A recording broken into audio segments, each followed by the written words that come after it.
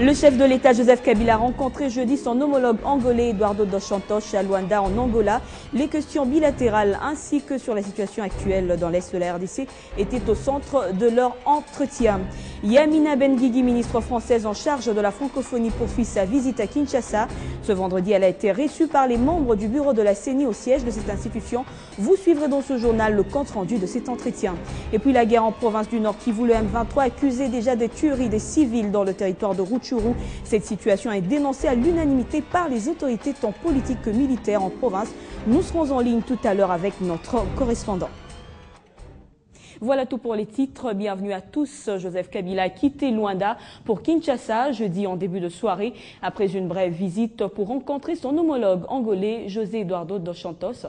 La réunion à huis clos entre les deux présidents était centrée sur la situation en République démocratique du Congo et d'autres questions d'intérêt bilatéral. Le président de la République, Joseph Kabila Kabange, a effectué ce jeudi 26 juillet 2012 une visite de travail de 24 heures en Angola. À son arrivée à Luanda, le chef de l'État congolais a été accueilli à l'aéroport international du 4 février à 9h20, heure locale, qui est aussi celle de Kinshasa, par le ministre angolais du Travail, Pitra Neto. Une présence tout aussi importante à signaler est celle d'une frange représentative des compatriotes congolais vivant en Angola et qui ont tenu à faire ressentir l'existence de la colonie congolaise dans la capitale Luanda. Un tête-à-tête entre le paysan angolais Eduardo dos Santos et le président congolais Joseph Kabila Kabange a couronné cette visite éclair. Un voyage aller-retour entre Kinshasa et Luanda qui a changé beaucoup de donnes dans les relations bilatérales et régionales qui existent si bien entre les deux capitales.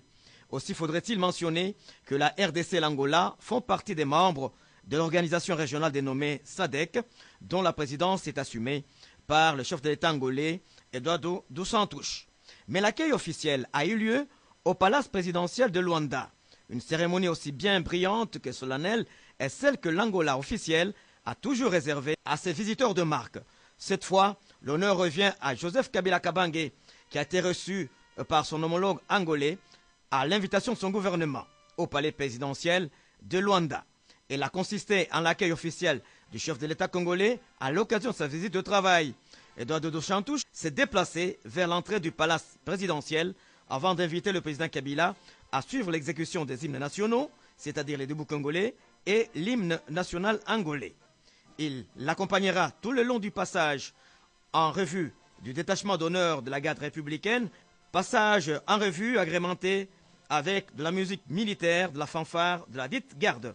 Les poignées de main de Joseph Kabila Kabange et Eduardo dos Santos s'est déroulé devant la presse des organes représentés, suivi d'une pause photo. Elle a pris fin avec la salutation et la présentation des membres du gouvernement angolais et du cabinet au président visiteur et la délégation congolaise au chef de l'État angolais. La guerre en province du Nord Kivu, le M23 accusé déjà des tueries des civils dans le territoire de Rutshuru. Cette situation est dénoncée à l'unanimité par les autorités tant politiques que militaires en province. Martial Bendelo est notre correspondant à Butembo. Ces accusations remontent d'hier jeudi au lendemain de la tombée des cités de Kiwanja et Rutshuru Centre aux mains de rebelles du M23 appuyés par le Rwanda. Selon le porte-parole du gouverneur de la province Nord Kivu, le M23 s'adonne aux exactions des civils à Kiwanja, où il aurait même tiré sur les habitants qui s'étaient réfugiés à la base de la MONUSCO sur place à Kiwanja. Ce tir aurait fait des blessés et même des morts, indique notre source. À ce sujet, Jean-Louis Ernest Caviro pense qu'il est grand temps que la communauté internationale et nationale soit alertée avec beaucoup de sérieux par des crimes de guerre que commettent les rebelles sur les champs de bataille. À cela s'ajoute l'enrôlement forcé des jeunes et des mineurs auxquels se livre le M23 dans le Rutshuru pour Jean-Louis Ernest Caviro. Ces mêmes allégations contre les rebelles du M23 sont aussi évoquées par les autorités militaires en province. La 8e région militaire des FRDC, par le biais de son porte-parole, accuse les rebelles d'usage excessif des bombes et autres armes automatiques sur les populations civiles lors des affrontements mercredi et jeudi dernier, respectivement à Kiwanja et à Rumangabo, dans le Rutshuru. Pour le lieutenant-colonel Olivier Amouli, des FRDC, étant une armée républicaine, tout en faisant face aux rebelles, s'emploie aussi pour la protection des populations civiles dans la zone des combats. Au même moment, cet officier supérieur de l'armée loyaliste appelle tous les jeunes qui ont été recrutés des forces par l'M23 à se rendre au FRDC. Marcel Bendelo, Boutembo, Télé 5 ans. Crise dans l'est de la RDC, la République sud-africaine a donné sa position. C'est l'ambassadeur de l'Afrique du Sud en RDC, Nestor Machimbié, qui a affirmé que son pays ne cessera d'appuyer le gouvernement de la RDC afin que la paix règne dans cette partie du pays, et ce dans un bref délai. C'était après l'audience lui accordée par la ministre de portefeuille Louise Munga. The African Union, as you know, held a meeting in Addis Ababa recently. Récemment, s'est tenu à Addis Abeba un sommet des chefs d'État et de gouvernement de l'Union africaine, et également aussi une autre rencontre de pays membres de la région des Grands Lacs s'est tenue. Et dans cela, nous voulons tout simplement appuyer les différents efforts qui sont entrepris pour pouvoir mettre fin à la situation de guerre qui prévaut à l'est du pays. En fait, je crois même d'ici là, je crois depuis le mois prochain, il y aura encore un autre sommet. Ce sont des efforts qui sont en train d'être entrepris, et nous sommes en train de soutenir pour que la paix règne dans l'est de la RDC. Meeting to add impetus to a peaceful resolution of the problems. Is seriousness in our continent to find. Donc tout effort qui va dans le sens de résoudre les conflits, que ce soit au niveau diplomatique ou encore au niveau de pays, politique ou diplomatique, nous sommes enchantés pour pouvoir aussi porter notre petite contribution. We think it will be an important. Peu avant, l'ambassadeur sud-africain en RDC, Nestor Machimbié, a été reçu en audience par Louise Munga. Au centre de leur échange, la coopération de deux pays dans les domaines du portefeuille et la création d'emplois en RDC par les entreprises sud-africaines. La 11e session ordinaire de la conférence des chefs d'État de la communauté économique et monétaire de l'Afrique centrale, CEMAC, s'est clôturée mercredi à Brazzaville, capitale congolaise. La session a été convoquée par Denis Sassou Nguesso, président en exercice de la CEMAC. Les différents chefs d'État, réunis pendant près de 5 heures pour des travaux à huis clos, ont abordé des questions touchant le programme économique régional, la sécurisation des financements et le dossier de transport dans la zone. La présidence de la communauté sera désormais assurée par le président gabonais Ali Bongo Ondimba. Vous le savez, Yamina Benguigui, ministre française en charge de la francophonie, est à Kinshasa depuis le mercredi. Eh bien, elle poursuit sa visite. Ce vendredi, elle a été reçue par les membres du bureau de la Commission électorale nationale indépendante au siège de cette institution. Au sortir de cet entretien, la ministre française n'a pas accordé d'interview aux journalistes. Suivez plutôt le compte-rendu de cet entretien avec le vice-président de la CENI, Jacques Njoli. La composante électorale est un pan important de la francophonie et de la coopération bilatérale.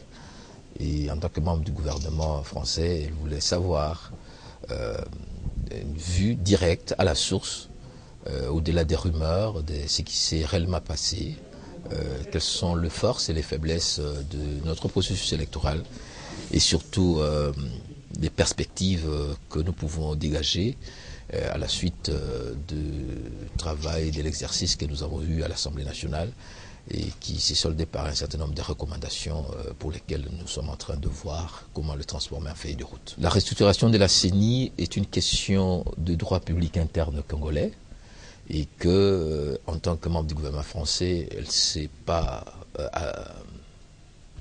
permise, n'est-ce pas, d'aborder cette question.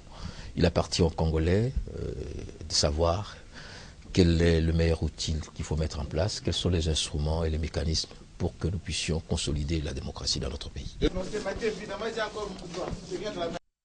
Et puis le Premier ministre Augustin Matata Ponyo a procédé jeudi à Doumi, dans la commune de Maluku, au lancement de la campagne agricole 2012-2013.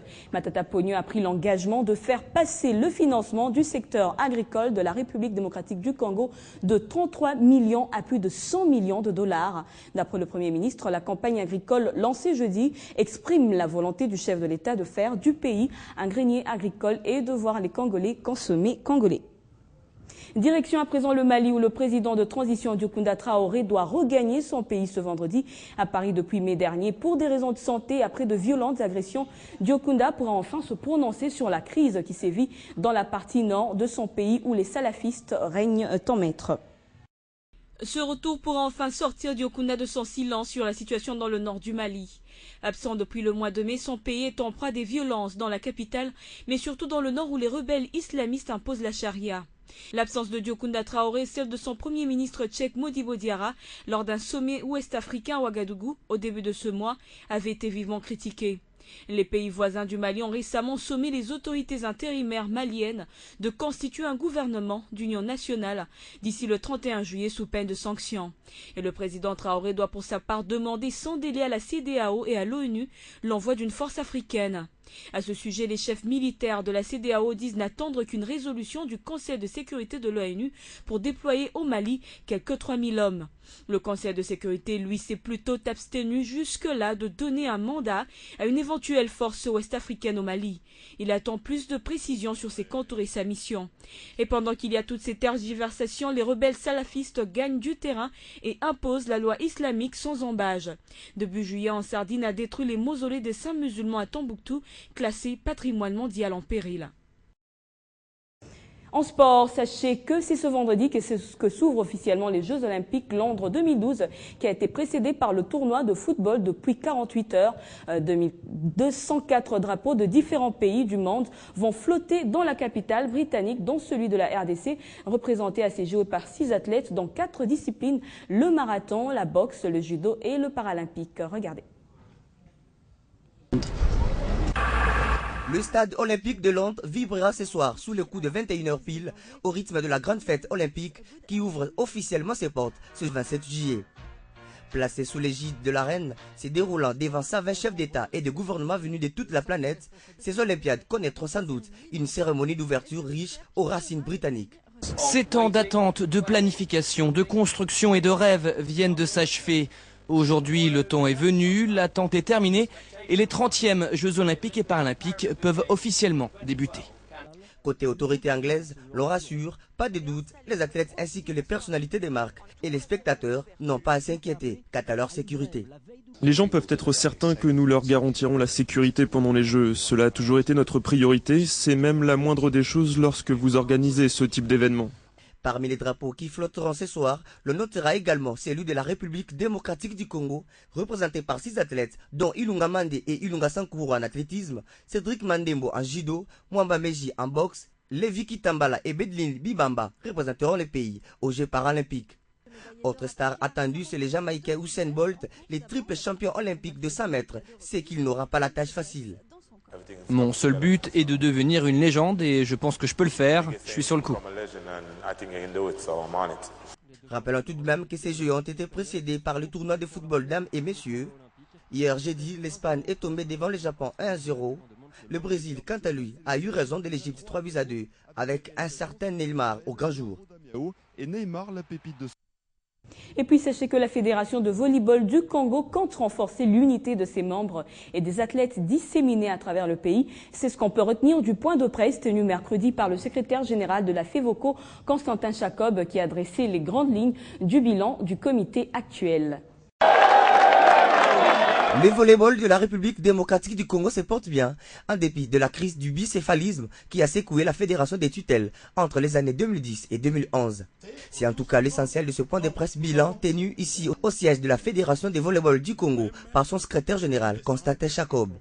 Après une année d'exercice de leurs fonctions, le comité Adelpindi s'en félicite du niveau du volleyball congolais, mais également de l'unité tant recherchée au sein de la fédération et entre athlètes étant retrouvée. Maintenant, là, nous sommes en train d'envisager nous-mêmes une descente en province pour former les techniciens provinciaux.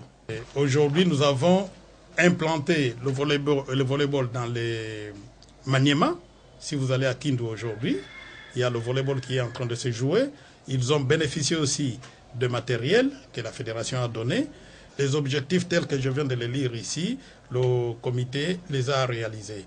Pour la saison 2012-2013, la Fédération de volleyball du Congo se donne à nouveau des objectifs à atteindre, dont l'organisation bientôt du championnat scolaire.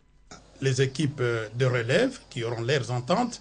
Il y a aussi le championnat scolaire qui sera organisé. D'ici là, on va publier les noms de ceux qui seront retenus dans les comités provisoires avec la division urbaine. Et puis, du côté des beach volley aussi, nous sommes en train de vulgariser. Il y aura aussi une entente de beach volley qui sera mise en place d'ici là. Donc... Autre temps fort de ce face-à-face avec la presse, c'est la présentation d'un nombre important d'équipements de la Fédération internationale de volleyball offert à la FEVOCO, signe des bonnes relations qui existent entre les deux instances de volleyball. Et puis la star américaine de la musique Joey sera dans les toutes prochaines heures dans la capitale congolaise pour un concert.